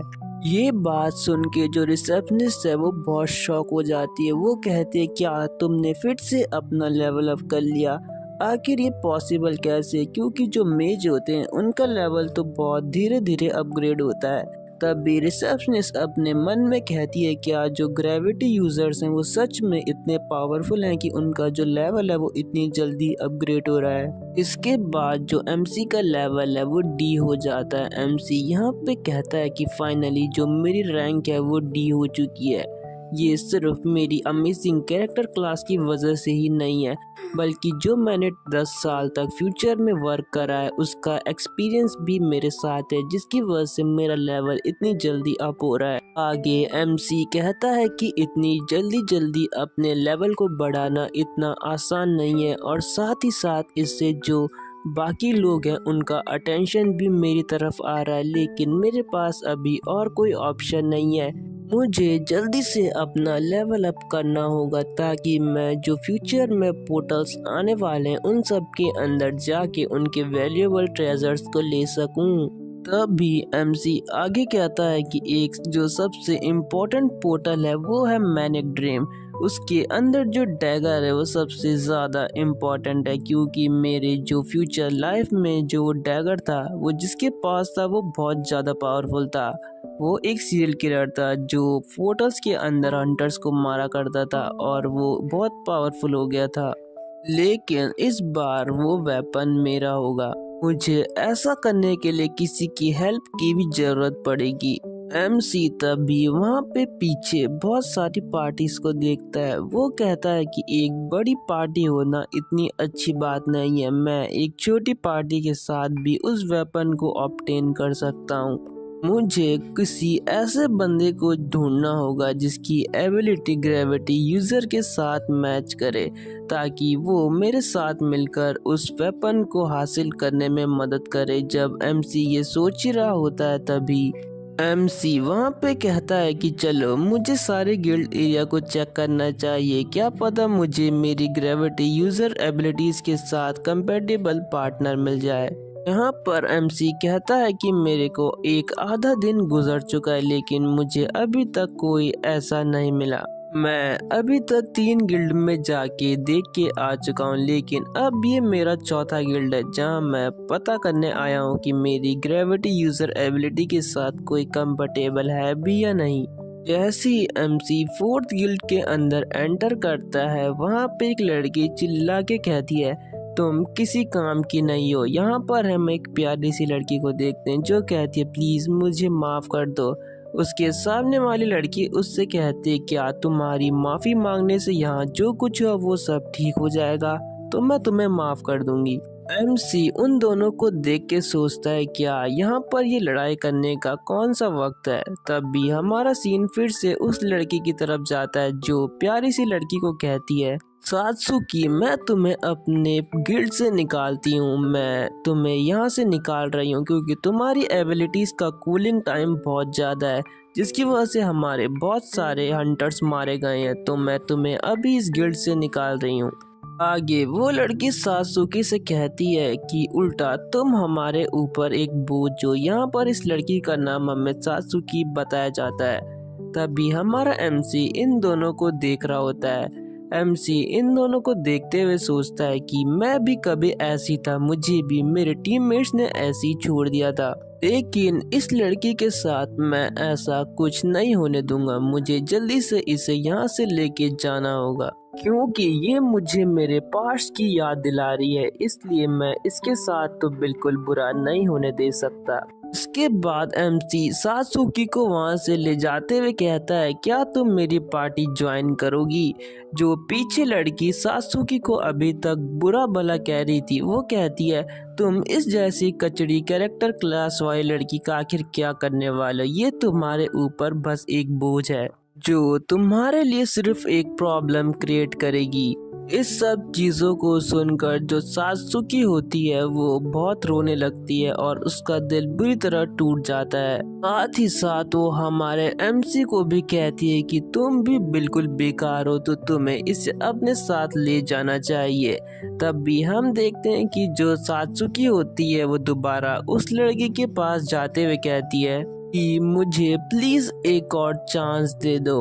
तब भी हम देखते हैं कि जो लड़की वहाँ पे आगे खड़ी होती है वो अचानक जो हमारा एमसी है उसकी विंडो देखती है जहाँ पे लिखा होता है कि मैं एक पार्टनर ढूंढ रहा हूँ। साथ ही साथ वहाँ पे उसकी रैंक डी और उसका हंटर लाइसेंस भी लिखा होता है। वो लड़की देख के सोचती है, ये तो एक हंटर है और साथ ही साथ इसकी रैंक भी डी है, आखिर ये अपने साथ इस यूजलेस लड़की को क्यों लेना चाहता है।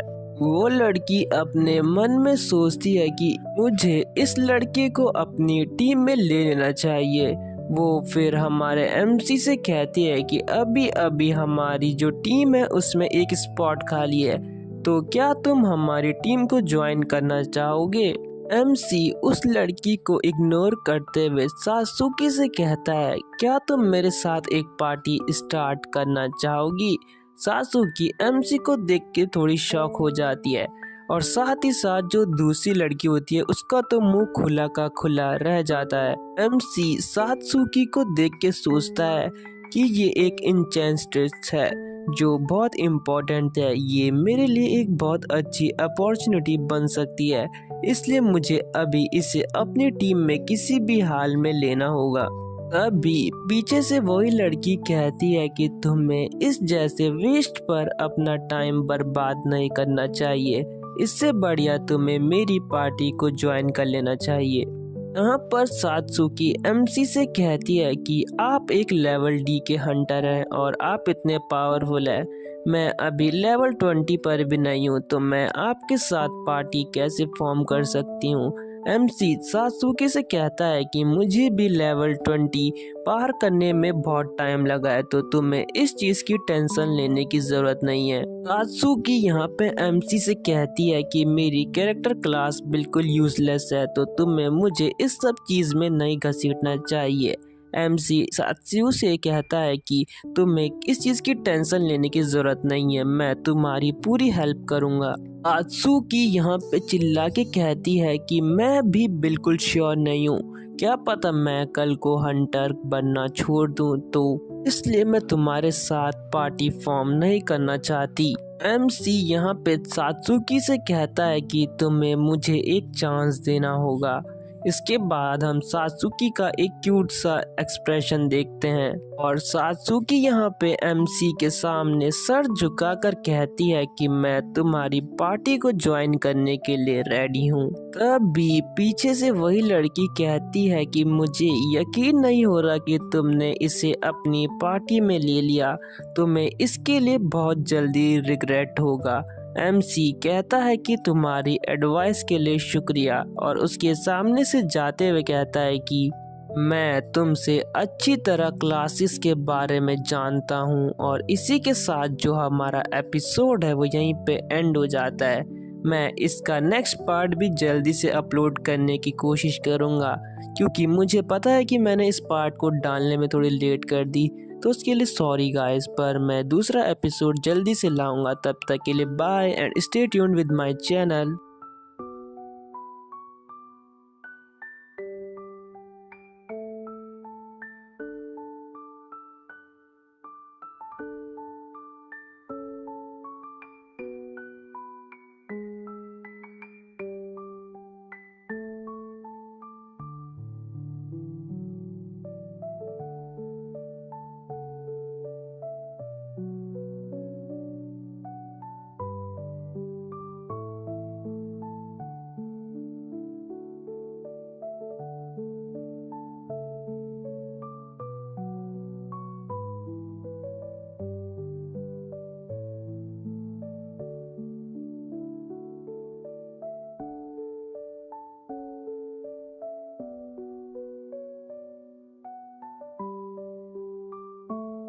Hello everyone.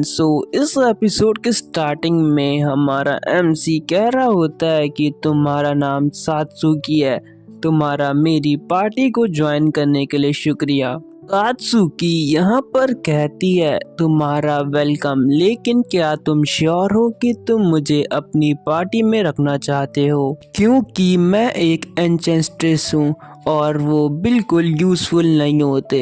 एमसी यहाँ पर सात्सुकी से कहता है कि मुझे पता है कि तुम्हें कैसा लग रहा होगा, क्योंकि मैं भी एक मेज हूँ। तुम्हें अभी अपने आप को कमज़ोर नहीं समझना चाहिए, क्योंकि कुछ साल बाद ये सब चीज़ें बदलने वाली है। सात्सुकी कहती है क्या तुम्हें सच में लगता है कि ऐसा कुछ होगा? एमसी कहता है अभी फ़िलहाल हमें इन सब चीज़ों के बारे में छोड़कर उस चीज़ पे बात करनी चाहिए कि हम किस पोर्टल के अंदर एंटर करने वाले हैं। सात्सुकी यहाँ पे कहती है कि चलो जल्दी से बताओ हम कौन से ओन्ड पोर्टल के अंदर एंटर करने वाले हैं। एमसी यहाँ पे सात्सुकी से कहता है कि बेवकूफ, हम किसी ओन्ड पोर्टल के अंदर एंटर नहीं करने वाले, बल्कि हम एक अनडेवलप पोर्टल के अंदर एंटर करेंगे जो अभी तक अपीयर नहीं हुआ है। तो तुम्हें उसके लिए तैयार होना होगा, क्योंकि उस पोर्टल की जो लेवल रिक्वायरमेंट है वो 30 है और उस पोर्टल का नाम है मैनिक ड्रीम्स, जिसके अंदर हम एंटर करने वाले हैं। सात्सुकी यहाँ पे शॉक होते हुए कहती है क्या वो एक अनडेवलप पोर्टल है, उसी के साथ जो उसकी लेवल रैंकिंग है वो भी 30 लेवल की रिक्वायरमेंट मांग रहा है, तो हम भले उस पोर्टल के अंदर अपनी जान को खतरे में क्यों डालें।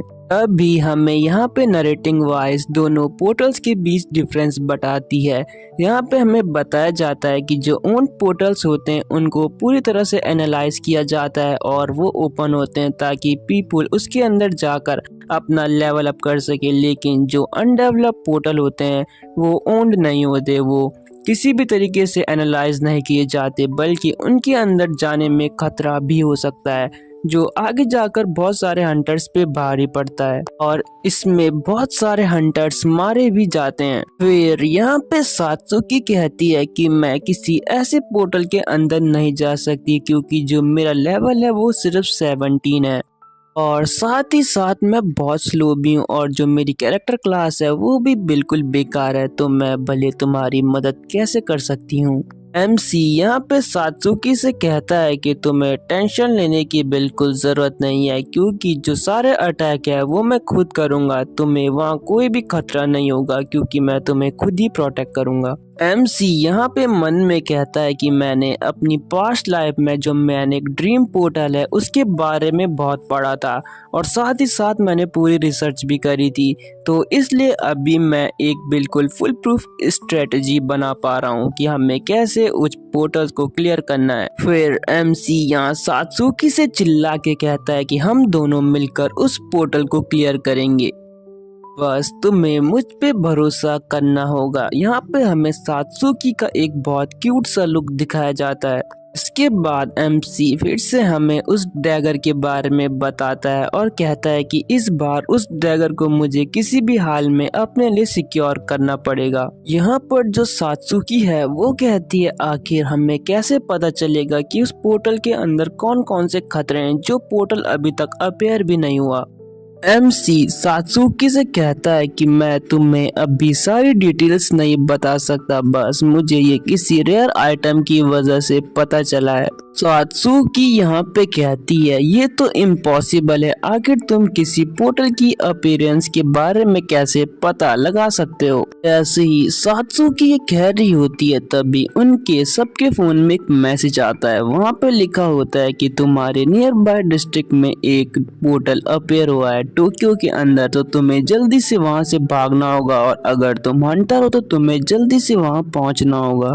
यहाँ पर जो MC होता है वो सात्सुकी से कहता है देखो जो मैंने कहा था वो सच हो गया, वो पोर्टल अपेयर हो चुका है और हम कल उसके अंदर जाने वाले हैं, तो पूरी तैयारी करके आना। फिर MC यहाँ पे कहता है कि ऐसा कोई नहीं है जो उसे एक वीक में क्लियर कर दे, मुझे सबसे पहले उस पोर्टल के बॉस मॉन्स्टर को डिफीट करके जो रिवॉर्ड है वो लेना होगा। और यहाँ पर MC उसी डैगर की बात कर रहा होता है। इसके बाद हमें दूसरे दिन का सीन दिखाया जाता है। यहाँ पे MC कहता है कि मुझे बिलीव नहीं हो रहा कि मैं यहाँ अभी सच में हूँ। ये जगह है द मिनिस्ट्री ऑफ मॉन्स्टर एरेडिक्शन। इसी दिन से सब कुछ चेंज होना स्टार्ट हुआ था। जैसी जो MC और सात्सुकी है वो वहाँ पे जाते हैं तभी वहाँ पे एक लड़की आके कहती है आप पक्का हंटर्स होंगे, तो जब आप पोर्टल के अंदर जाएं तो आपको जो भी इंफॉर्मेशन मिले वो हमारे साथ शेयर जरूर कीजिएगा। आगे वो लड़की कहती है कि आपको अपनी सेफ्टी का भी ध्यान रखना होगा क्योंकि जो अनडेवलप्ड पोर्टल है उनके अंदर बहुत सारे हंटर्स मारे जाते हैं। MC यहाँ पे कहता है कि आप बस हमारे वापस आने का वेट कीजिए। यहाँ पे सात्सुकी MC से कहती है आखिर तुमने इन्हें ये क्यों नहीं बताया कि हम बॉस मॉन्स्टर को मारने जा रहे हैं। MC सात्सुकी से कहता है अगर हमने उसे ये सब बता दिया तो वो हमें पोर्टल के अंदर जाने ही नहीं देते, इसलिए मैंने उन्हें अभी तक कुछ नहीं बताया है। इसी के साथ हमें सात्सुकी और MC को मैनिक ड्रीम पोर्टल के अंदर बताया जाता है। MC यहाँ पे सात्सुकी से पूछता है क्या तुम नर्वस हो। सात्सुकी कहती है हाँ मैं थोड़ी बहुत नर्वस हूँ। MC कहता है कि मुझे माफ कर दो, मुझे तुमसे पूछना पड़ा, लेकिन अगर तुमने फाइट के बीच में नर्वस होने की कोशिश करी तो हम दोनों के दोनों ही मारे जा सकते हैं। MC आगे कहता है कि मैं सारे के सारे मॉन्स्टर से खुद लड़ने वाला हूँ, तो अगर मैं उनको हैंडल नहीं कर सका तो हम दोनों यहाँ से तुरंत भाग जाएंगे। सात्सुकी MC से कहती है नहीं मैं अपना बेस्ट ट्राई करूंगी। सात्सुकी आगे कहती है कि मैं तुम्हारी क्लोज रेंज में भी मदद कर सकती हूँ और साथ ही साथ मैं मॉन्स्टर के लिए बैट बनने के लिए भी तैयार हूँ। MC कहता है नहीं इसकी कोई ज़रूरत नहीं है, तुम्हें ये सब नहीं करना चाहिए, मैं सब कुछ खुद संभाल सकता हूँ, बस तुम्हें पीछे रहकर मेरी थोड़ी सी मदद करनी होगी। सात्सुकी यहाँ पे कहती है कि मेरी स्किल्स इतनी यूजफुल नहीं है, तो MC कहता है क्या तुम माना ड्रेन यूज कर सकती हो। तभी हमें यहाँ पे नरेटिंग वॉइस माना ड्रेन के बारे में बताती है। इससे जो एंचरस्टिस होती है वो जो एनिमी है उसका माना एब्जॉर्ब कर लेती है और अपने पार्टनर पे उसका यूज़ करके उसकी पावर को बढ़ा देती है, जिससे ये लॉन्ग फाइट में बहुत यूज़फुल होता है। इससे जो उसका पार्टनर होगा उसका जो माना है वो बिल्कुल ड्रेन नहीं होगा। MC यहाँ पे कहता है कि अब मुझे बिल्कुल टेंशन नहीं होगी क्योंकि जो ये स्किल है ये पोर्टल्स के अंदर लॉन्ग टाइम रहने के लिए बहुत सूटेबल है। जब तक पोर्टल के अंदर मॉन्स्टर होंगे तब तक मुझे माना ड्रेन होने का कोई डर नहीं होगा। तभी सात्सुकी यहाँ पे कहती है कि जो माना ड्रेन है उसको यूज़ करने में बहुत टाइम लगता है। साथ ही साथ उसके अलावा हम स्पेल का यूज़ कर सकते हैं जो ज़्यादा इफेक्टिव होंगे मॉन्स्टर के खिलाफ। एमसी यहाँ पे सात्सुकी से कहता है कि मुझे पता है कि तुम बिल्कुल सच कह रहे हो, लेकिन मैं जितनी फाइट हो सके उतनी करूँगा, जिसके लिए मुझे अपना माना रिप्लेनिश करने की ज़रूरत होगी। इसीलिए मैं तुम्हें माना ड्रेन यूज़ करने का ऑर्डर दे रहा हूँ। इसके बाद हमारा सीन शिफ्ट होता है। यहाँ पर हम देखते हैं कि हमें एक क्लाउन बेयर दिखाया जाता है जिसका लेवल 26 होता है। यहाँ पे वो क्लाउन बेयर एमसी पर अटैक कर रहा होता है। एमसी सात्सुकी से कहता है कि जल्दी से उस अटैक को रेडी करो। यहाँ पे Satsuki shadow ball attack use करती है जो उस क्लाउन बेयर को हेड ऑन हिट हो जाता है और हम देखते हैं कि उस अटैक का उस क्लाउन बेयर पे अफेक्ट हुआ होता है। यहाँ पे एमसी कहता है वो थोड़ा सा कमज़ोर हो चुका है, हमें जल्दी से उस पे अटैक करना होगा। तभी जो एमसी होता है वो उस क्लाउन बेयर के पीछे से अटैक करना शुरू कर देता है। यहाँ पे जो एमसी होता है वो यहाँ पे अपनी इंक्रीज ग्रेविटी का यूज़ करके उस क्लाउन बेयर के सिर पे अटैक करता है और उसका काम तमाम वहीं पे कर देता है। इसके बाद एमसी कहता है ये बहुत आसान था और मुझे 212 पॉइंट्स भी मिले हैं। तभी यहाँ पे सात्सुकी कहती है कि मेरा भी 3 लेवल डायरेक्ट अप हो चुका है, ये कितना अमेजिंग है। लेकिन मुझे इस बात का बुरा लग रहा है क्योंकि तुम मेरे लिए फाइट कर रहे हो और मेरा लेवल सिर्फ तुम्हारे पीछे खड़े होने से ही बढ़ रहा है, ये बिल्कुल अच्छी बात नहीं है।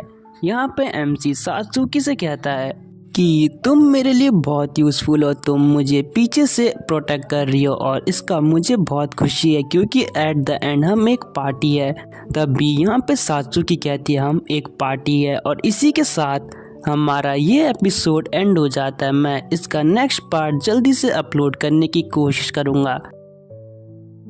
हेलो गाइस, तो एपिसोड के स्टार्टिंग में यहाँ पे सात्सुकी कहती है कि ये फीलिंग बहुत डिफरेंट है, मुझे अपने पुराने टीममेट्स के साथ कभी ऐसी फीलिंग नहीं आई, तो तुम्हारा बहुत बहुत शुक्रिया। और वैसे भी मैंने अब बहुत सारे लेवल अप कर चुके हैं, तो मैं तुम्हारी आगे जाके बहुत मदद करने वाली हूँ। एमसी यहाँ पे सात्सुकी से कहता है कि तुम्हें अपने आप पर इतने जोर देने की ज़रूरत नहीं है। अभी एमसी अपने मन में कहता है कि ये कॉन्फिडेंस से भर गई है, लेकिन उससे ज़्यादा ये मोटिवेट हो चुकी है और अब शायद हम दोनों ठीक रहेंगे। हमें जल्दी से बॉस रूम के अंदर जाके बॉस को हरा के जो वो वेपन है वो लेना होगा। बस हमारा सामना उस ब्लेड के पुराने ओनर से ना हो जाए। यहाँ पे हमें एमसी उसी ओनर के बारे में बताता है। एमसी कहता है कि उसका नाम है कारो तुसुमिबू, जो इस डैगर का पुराना ओनर है जिसने पोर्टल्स के अंदर बहुत सारे हंटर्स को मारा था और ये हिस्ट्री का सबसे बैड क्रिमिनल बन गया जिसने पोर्टल्स के अंदर अनगिनत हंटर्स को मारा। लेकिन अगर हमने उस डैगर को उससे पहले हासिल कर लिया तो हम हिस्ट्री को पूरी तरीके से चेंज कर देंगे। बस हमें ये चीज इंश्योर करनी होगी कि उसको कोई पावर गेन न हुई हो, वही हमारे लिए इस पोर्टल के अंदर सबसे बड़ा थ्रेट है। लेकिन मुझे नहीं लगता कि वो सिर्फ 2 दिन में बॉस रूम के अंदर एंटर हो सकता है। इसके बाद हमारा सीन शिफ्ट होता है। यहाँ पे एक हंटर कह रहा होता है, ए बास्टर्ड तुमने क्या करा। यहाँ पे हमें कारो तुसुमिबू को दिखाया जाता है जिसपे वो हंटर अटैक कर रहा होता है। अभी जो कारो होता है वो अपनी लाइफ एक्सटिंग्विशर स्किल का यूज करके उस हंटर को वहीं पे मार देता है और हमें यहाँ पे उसके हाथ में एक डैगर दिखाया जाता है, लेकिन ये सिर्फ एक नॉर्मल डैगर है, ना कि ट्रेजर जिसकी बात एमसी कर रहा होता है। तभी कारो उस हंटर को मारने के बाद कहता है, आखिर तुझ कुत्ते की मुझसे भिड़ने की हिम्मत कैसे हुई, अब तुम्हें इसका अंजाम भुगत लिया तो मुझे बहुत मजा आया। कारो आगे कहता है कि क्या मैंने फिर से लेवल अप कर लिया, लगता है कि इनकी बलि कुछ तो काम आए, इनकी बलि की वजह से जो मेरा लेवल है वो फिर से अप हो चुका है। कारो आगे कहता है कि जो ह्यूमंस हैं वो एक दूसरे से फाइट नहीं करते, लेकिन मुझे ह्यूमंस को मारने में बहुत मजा आता है। यहाँ पर हम देखते हैं कि जो कारो का लेवल है वो 36 से 37 हो जाता है। फिर हमारा शीन एमसी की तरफ शिफ्ट होता है जहाँ वो एक मॉन्स्टर को मार रहा होता है। यहाँ पे हमें मॉन्स्टर का नाम जैक इन द बॉक्स बताया जाता है। यहाँ पे जो सात्सुकी है वो एमसी से कहती है, मैं पूरे टाइम तुम्हारे पीछे रहकर बस स्पेल कास्ट कर रही हूँ जिससे मेरे लेवल भी अप हुआ है, लेकिन मैं सिर्फ तुम्हारे ऊपर एक बर्डन लग रही हूँ क्योंकि तुम खुद से सारे मॉन्स्टर को मार रहे हो। तो एमसी आगे से कहता है कि तुम्हें ये सिर्फ इसलिए लग रहा है क्योंकि अभी तक हमारे किसी पावरफुल मॉन्स्टर से फाइट नहीं हुई। जब हमारी उससे फाइट होगी तो हम दोनों मिलकर ही उसे हरा सकते हैं। और मैं तुम्हें फिर से बता दूं, जो एन्चेंट्रेस है वो एक पावरफुल कैरेक्टर क्लास है। सात्सुकी कहती है मुझे तो ऐसा बिल्कुल नहीं लगता, और वैसे भी हमें यहाँ से जल्दी निकल जाना चाहिए क्योंकि हमारा जो माना है वो 50% से कम हो चुका है। एमसी यहाँ पे कहता है कि तुम सही कह रही हो, लेकिन मैं अपनी ग्रेविटी मैनिपुलेशन की वजह से जो अपना माना है उसको बूस्ट कर रहा हूँ। सात्सुकी यहाँ पे एमसी से कहती है कि गिल्ड ने कहा था कि अगर तुम्हारा माना 50% से कम हो जाए तो तुम्हें तुरंत जो पोर्टल है उससे बाहर निकल जाना है। तभी एमसी यहाँ पे सात्सुकी को हंसते हुए कहता है कि चलो अब समय आ चुका है। तभी हमें यहाँ पे क्लॉन गॉब्लिन को दिखाया जाता है। एमसी यहाँ पे क्लॉन गॉब्लिन को देखते हुए कहता है कि चलो अब तैयार हो जाओ। तभी एमसी जो क्लॉन गॉब्लिन है उसे पीछे से पकड़ लेता है और सात्सुकी से कहता है जल्दी अपने माना ड्रेन का यूज करो। सात्सुकी कहती है कि मैं कर तो लूंगी, क्या तुम इसका फेस मेरे से थोड़ा दूर कर सकते हो। एमसी कहता है कि जल्दी से अपना काम करो और बकवास करना बंद करो। तभी यहाँ पे सात्सुकी माना ड्रेन का यूज करती है। फिर हमें एमसी और सात्सुकी को वहाँ से जाते हुए दिखाया जाता है। एमसी कहता है ये मॉन्स्टर इतना भी बढ़िया नहीं था। हम देखते हैं कि जो मॉन्स्टर है उसका वहाँ पे बहुत बुरा हाल हो जाता है, जो देख के बहुत हंसी आती है। इसके बाद यहाँ पे सात्सुकी एमसी से कहती है चलो मैं तुम्हारे ऊपर माना ट्रांसफर करती हूँ। एमसी सात्सुकी से कहता है आखिर तुम इतना ब्लश क्यों कर रही हो, तुम्हें चुपचाप मेरे ऊपर माना ट्रांसफर करना है। और इसी एपिक सीन के साथ जो हमारा एपिसोड है वो यहीं पे एंड हो जाता है। Thanks for watching and stay tuned with my channel. Bye.